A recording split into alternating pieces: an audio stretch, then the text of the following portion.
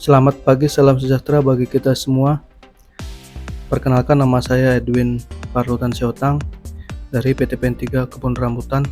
Saya adalah peserta PLDP 3. Adapun materi yang saya sampaikan pada modul kedua, manajemen bisnis, saya berfokus pada basic problem solving and decision making.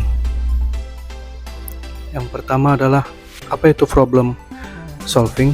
Problem solving adalah suatu keahlian yang harus dimiliki oleh karyawan ataupun pimpinan, dimulai dari level paling bawah sampai level paling atas.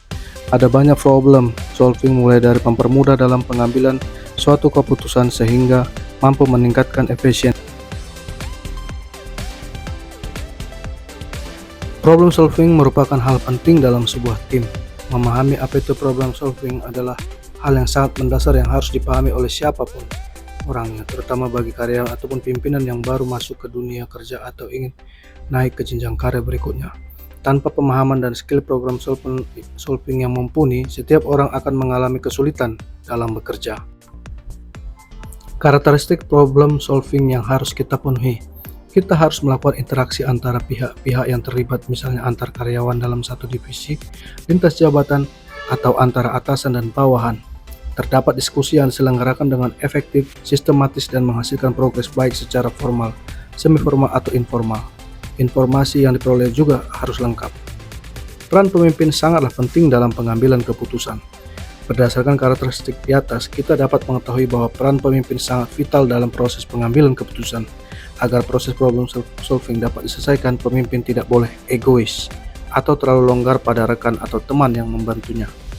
Apa sih tujuan problem solving? Tujuan problem solving ya untuk menyelesaikan masalah secepatnya dengan hasil yang terbaik juga tentunya. Adapun tujuan problem solving dalam perusahaan yaitu melatih kemampuan karyawan atau pimpinan untuk menghadapi masalah. Yang kedua, melatih karyawan atau pimpinan dalam menemukan langkah-langkah terbaik untuk mencari solusi dari masalah yang ada.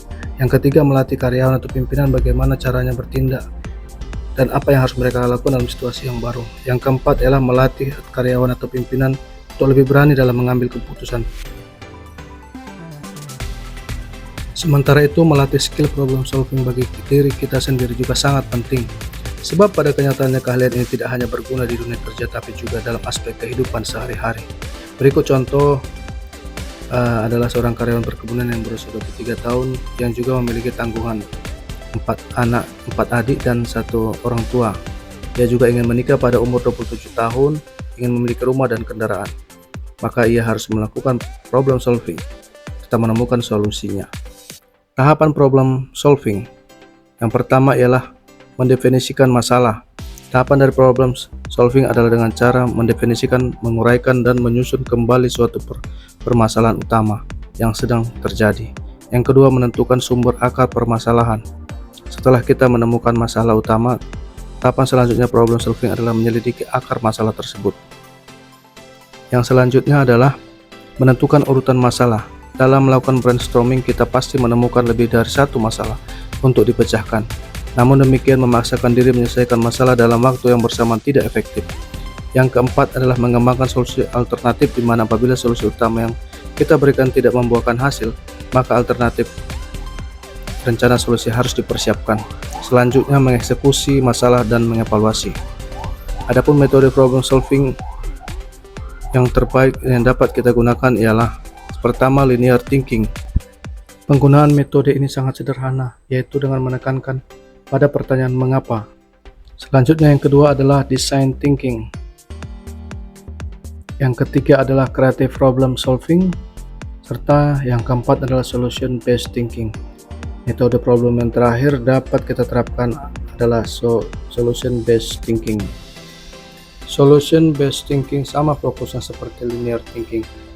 Akan tetapi dari segi fleksibilitasnya, ide solution based thinking menggunakan pendekatan brainstorming seperti creative problem solving. Demikian modul kedua dari saya Edwin Siotang, mengucapkan terima kasih.